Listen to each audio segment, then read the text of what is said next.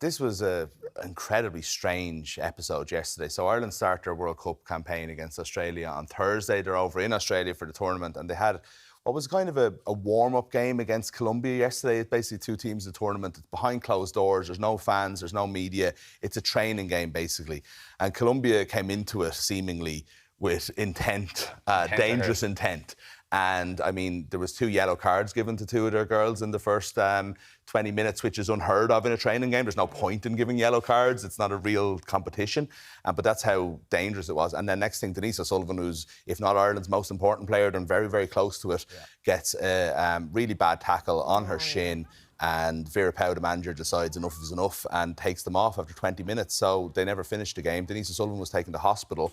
Said there in the papers that it's, you know, she's a doubt for her first game. I think everybody's waking up this morning really glad that she's not out of the World Cup because she went for a scan. There's no fracture and there's no break. What's the injury prognosis on it? A bruised shin. Bruised, yeah.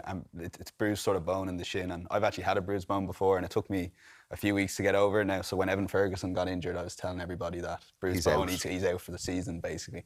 And he was back in a couple of weeks. So I think it depends how you manage it. These professional athletes should get the best of care.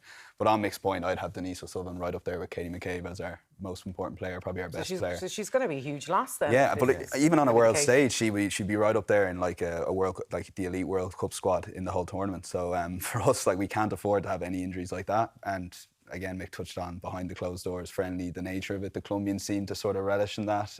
There wasn't any media allowed. No. And that was actually a Colombian FA decision. And they initially said they were allowed. So apparently a lot of the Irish media were outside the stadium. They were outside, not inside. Yeah, they weren't allowed in. But they were refused entry to the stadium. So I don't know if there was any sort of intentions. Colombia. Do we know why?